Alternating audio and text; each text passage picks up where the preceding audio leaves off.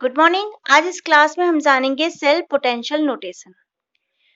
पिछले लेक्चर में हमने सीखा स्टैंडर्ड सेल पोटेंशियल के बारे में। इसका यूज हम कहाँ करते हैं? इसका यूज हम किन्हीं दो मेटल के बीच ऑक्सीडाइजिंग पावर या फिर किन्हीं दो नॉन मेटल के बीच रिडक्शन पावर का अगर हमें क्रॉस चेक करना है तो हम इसका यूज करते हैं। सपोज हमारे पास तीन कंडीशन है, एक में ऑक्सीडेशन हो रहा है, दूसरे में रिडक्शन हो रहा है और ये नॉन मेटल है, इसमें भी क्या हो रहा है? रिडक्शन। तो अगर हम इसका पोटेंशियल लिखेंगे तो इसको कैसे लिखेंगे? ई ऑक्स। अगर हम इसका रिडक्शन लिखेंगे तो इसको कैसे लिखेंगे? ई रेड। लेकिन अगर हम इन कंडीशंस को क्या ले जा रहे हैं? स्टैंडर्ड कंडीशन में ले जा रहे हैं इन सबको, तो इसको क्या लिखेंगे? ई नॉट ऑफ ऑक्स या ई नॉट ऑफ रेड। इसको बोलते हैं ई स्टैंडर्ड ऑफ ऑक्सीडेशन या फिर इसको बोलेंगे ई स्टैंडर्ड ऑफ रिडक्शन। मैंने आपको बताया था कि ऑक्सीडेशन में रॉड के ऊपर नेगेटिव चार्ज और सॉल्यूशन में कौन सा चार्ज बन जाता है? पॉजिटिव। ओके, जनरेट हो जाता है और इक्विलिब्रियम आ जाएगा। इक्विलिब्रियम पे रॉड पे जो चार्ज जनरेट हो रहा है उसे ही हम क्या बोलते हैं? Electromotive force. और इलेक्ट्रोमोटिव फोर्स हमेशा किस में होता है? एक ओपन सर्किट में ही हम इसको मेजर कर सकते हैं।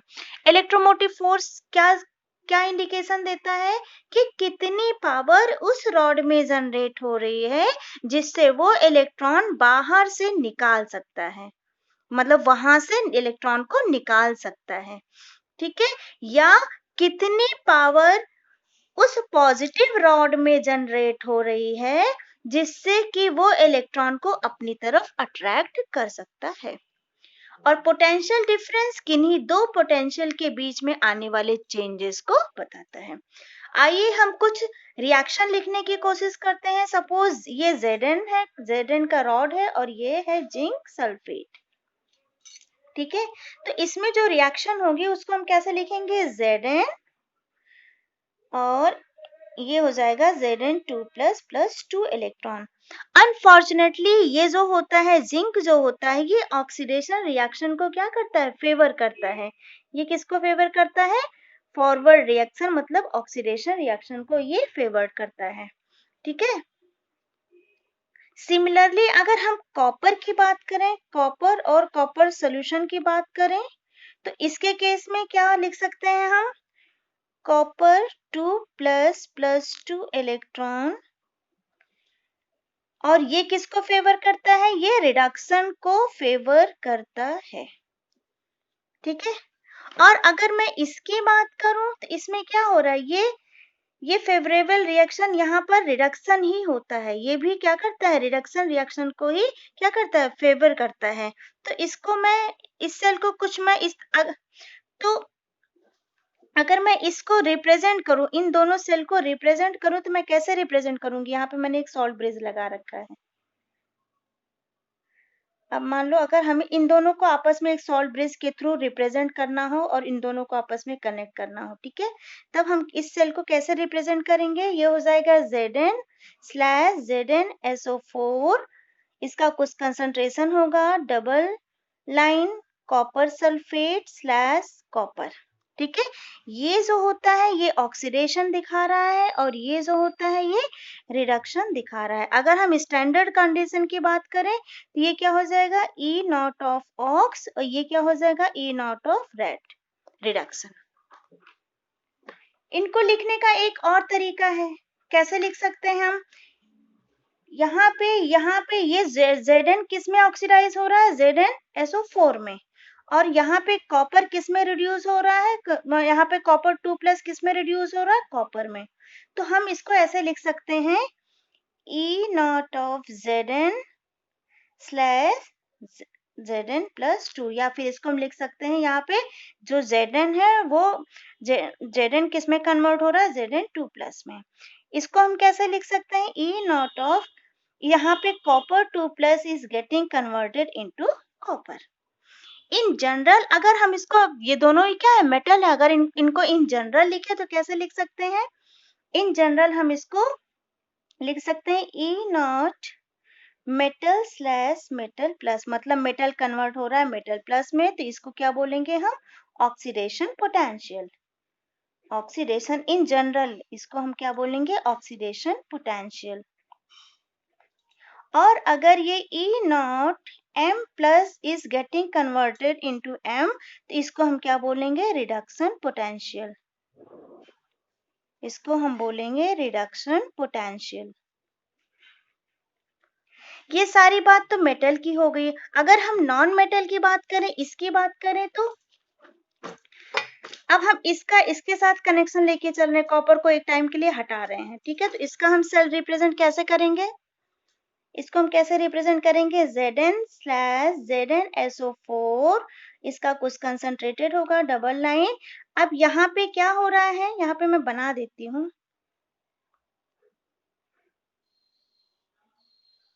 यही तो था ना, ये जो Cl2 था, ये किस पे एब्जॉर्ब है? प्लेटिनम वायर पे। प्लेटिनम वायर पे यहाँ पे ये जो Cl2 है, और यहाँ सोल्यूशन इसका क्या है? HCl है, ठीक है? ये जो H माइनस है, ये अपना इलेक्ट्रॉन इसको देके Cl2 के फॉर्म में क्या हो रहा है? बाहर निकल रहा है। तो इसको हम कैसे लिख सकते हैं? Cl माइनस Cl2, और इसका कुछ अपना प्रेशर होगा। प्रेशर हम इसको 1 एटमॉस्फेयर लिख दे रहे हैं, और ये किस पे है? प्लेटिनम रॉड पे, ठीक है? यहाँ पे क्या हो रहा है? ऑक्सीडेशन, और यहाँ पे क्या हो रहा है? Reduction. Non metal always reduction दिखाते हैं। हम इसको कैसे लिखेंगे? देखो यहाँ पे बेटा, ये Z जो है Zn+2 में कन्वर्ट हो रहा है, तो यहाँ पे इसका ऑक्सीडेशन हो रहा है। और यहाँ पे देखो तो ये Cl2 किस में कन्वर्ट हो रहा है? Cl माइनस में। इस रिएक्शन को हम कुछ ऐसे लिख सकते हैं, Cl2+2 इलेक्ट्रॉन क्या हो जाएगा? 2Cl minus. मतलब न्यूट्रल एटम किस में कन्वर्ट हो रहा है? आयन में कन्वर्ट हो रहा है, ठीक है? अगर हम इसका ऑक्सीडेशन और रिडक्शन लिखें तो कैसे लिख सकते हैं? अगर हम इसका ये तो इसका ऑक्सीडेशन हो गया, oxidation potential. Zn is converting into Zn+2, ये इसका ऑक्सीडेशन पोटेंशियल हो गया। ऑक्सीडेशन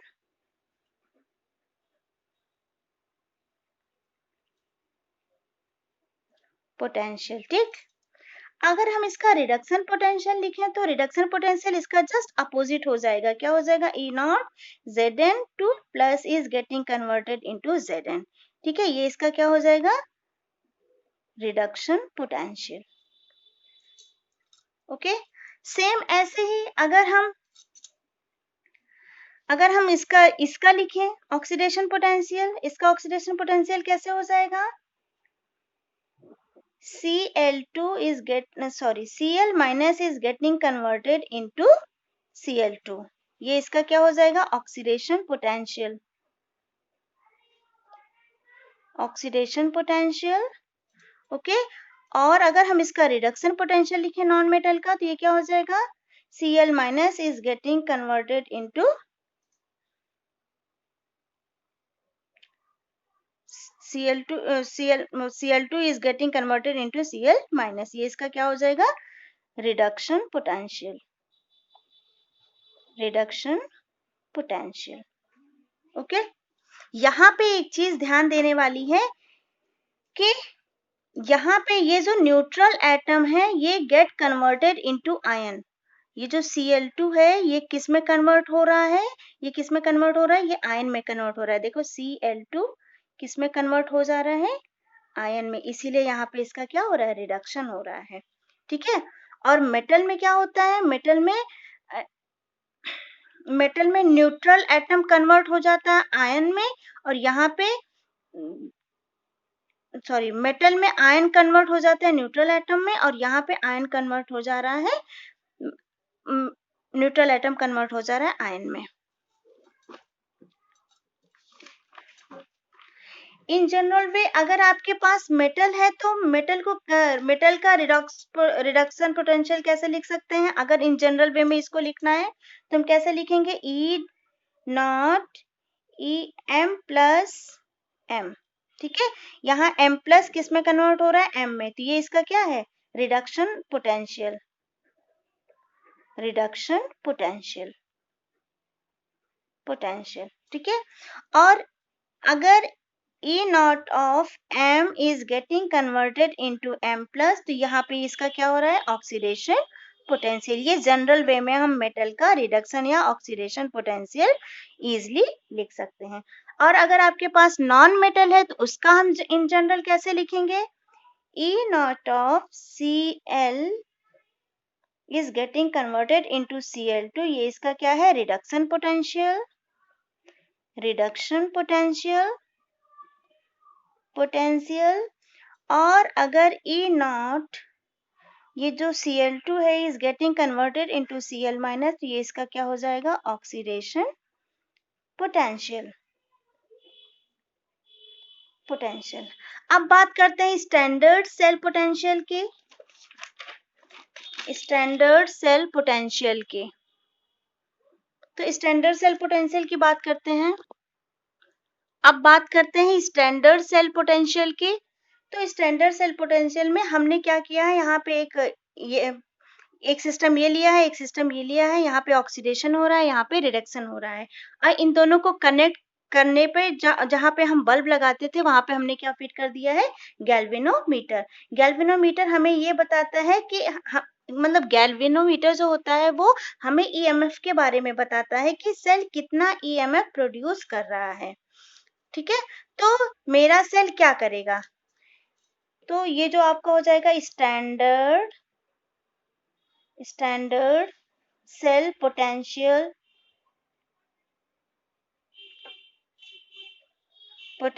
क्या हो जाएगा आपका, E नॉट, यहाँ पे लिख देते हैं, E not cell is equal to क्या हो जाएगा, E not oxidation plus E not reduction, ठीक है। अगर सेल का वोल्टेज निकालना है तो अगर मान लो ये सेल जो है इसका ऑक्सीडेशन, स्टैंडर्ड ऑक्सीडेशन पोटेंशियल इसका 3 वोल्ट है, -3 वोल्ट, इसका स्टैंडर्ड ऑक्सीडेशन पोटेंशियल -3 वोल्ट है, और इसका स्टैंडर्ड रिडक्शन पोटेंशियल है 3 वोल्ट, ठीक है। तो अगर हम इन दोनों को इस फॉर्मूले में पुट करेंगे तो ये क्या हो जाएगा, -3 + 3 इज इक्वल टू 0।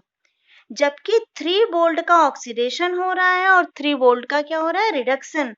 तो सेल बहुत ही ज्यादा पावरफुल होना चाहिए, लेकिन यहाँ पर क्या हुआ, यहाँ पे वोल्टेज कितना आ गया, 0। तो एक काम करते हैं, इस फॉर्मूले को थोड़ा सा मॉडिफाई करते हैं। फॉर्मूले में हम या तो सिर्फ ऑक्सीडेशन के टर्म में बात करते हैं या फिर सिर्फ रिडक्शन के टर्म में बात करेंगे। तो अगर हमने रिडक्शन के टर्म में बात किया है तो ऑक्सीडेशन का हम क्या करेंगे, सिर्फ साइन चेंज कर देंगे। अगर हम रिडक्शन के टर्म में बात कर रहे हैं तो रिडक्शन का क्या कर देंगे, साइन चेंज कर देंगे, ठीक है। कैसे करेंगे, जैसे E नॉट सेल, अगर हमने यहाँ पे E नॉट ऑक्सीडेशन को किसके टर्म में लिया है, रिडक्शन के टर्म में, तो हम यहाँ पे साइन चेंज करके माइनस लगा देंगे, और plus E not reduction potential, E not reduction potential, okay. अब इसका ऑक्सीडेशन पोटेंशियल कितना आया था, 3, माइनस पहले ही लगा है, ये क्या हो जाएगा, -3, यहाँ पे क्या है, +3, अब इसका कितना आ जाएगा, 6 वोल्ट। तो इस तरह हम फॉर्मूले को मॉडिफाई करके आसानी से इसका क्या कर सकते हैं, वोल्ट निकाल सकते हैं, ओके। एक बात और आपको बता दें, जहां पे ऑक्सीडेशन होता है उसे एनोड कहा जाता है, और जहां पे रिडक्शन होता है उसे कैथोड कहा जाता है। अब ये हम अपने अगले वीडियो में जानेंगे। Thank you.